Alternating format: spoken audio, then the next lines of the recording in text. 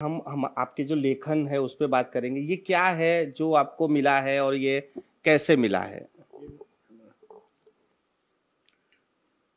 हाँ, एक्चुअली ये जो मुझे मिला है, मैं 3 साल से लिख रहा हूँ। मेरी खुद की भी पुस्तक है, 4 पुस्तक मैं निकाल चुका हूँ और साझा संकलन में भी करीब 10-15 में मैंने उसमें भाग लिया है। ये जो इंदु नांदेल जी हैं,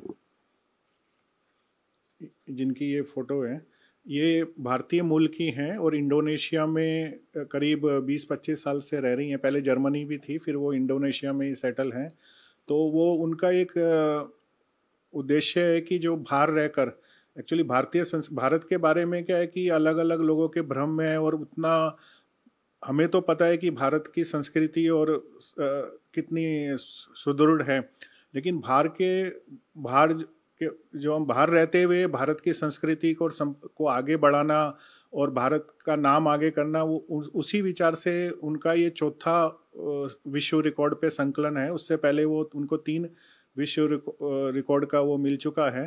तो उनका ये रहता है कि जैसे अभी इससे पहले की जो किताब आई थी कि भारतीय त्योहारों के ऊपर सबको पता लगना चाहिए कि भारत की जो विविधता है, संस्कृति है, धर्म है, और भारत कितना उन्नत और समृद्ध देश है संस्कृति में, जो कि विदेशियों लोग आए थे तो उन्होंने उसको लूटने की कोशिश की थी। तो उसको फिर से हमारा एक साहित्य के द्वारा एक कर्तव्य है कि हम उसको आगे बढ़ाएं। तो इसी विचारधारा से वो विश्व रिकॉर्ड को आगे बढ़ाने के लिए पुस्तक निकालती है, जिसमें मैंने भी भाग लिया है। इससे पहले भारतीय त्यौहार के ऊपर एक पुस्तक आई थी जिसमें मेरी भी 2 कविताएं थी। अभी ये उनका चौथा संकलन है जिसमें मैं सह संपादक के रूप में हूँ। मैंने भी इसका सह संपादन किया है और इसमें मेरी 2 कविताएं हैं।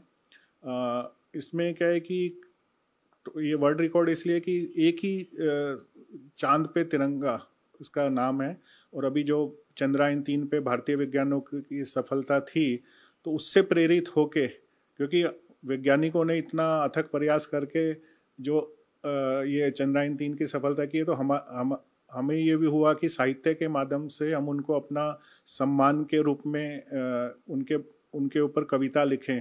क्योंकि हम तो मतलब जितना हम कर सकते हैं, क्योंकि हमारा भी कुछ कर्तव्य है कि उन्होंने भारत का नाम रोशन किया, तो हम क्या कर सकते हैं।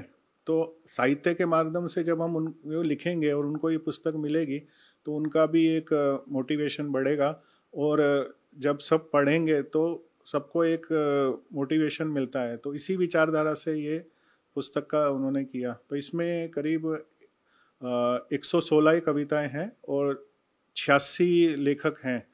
तो इंदु जी क्या करते हैं कि इसमें भारत के हर एक कोने कोने से ये है कि सबको एक साथ जोड़ के भारत के सभी राज्यों से इसमें लेखक हैं, और ना सिर्फ भारत से बल्कि भारत के बाहर भी अलग अलग देशों से। तो एक संयुक्त चेन और श्रृंखला से, मतलब भारत की जो संस्कृति है, भारत का विज्ञान है, उसको हम साहित्य के माध्यम से आगे बढ़ाने के लिए ये प्रयास है।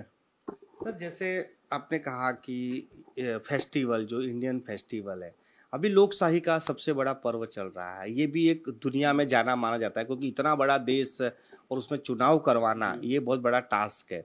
तो इस चुनाव को लेकर क्या सोचते हैं, प्रणाली को लेकर क्या सोचते हैं, इस पर कभी कोई लिखा है या लिखने की कोशिश? मैंने लिखा है, अगर आप बोलो तो मैं। जी जी, जरूर जरूर जरूर। मैंने अभी लिखा है चुनाव के बारे में, क्योंकि लेखक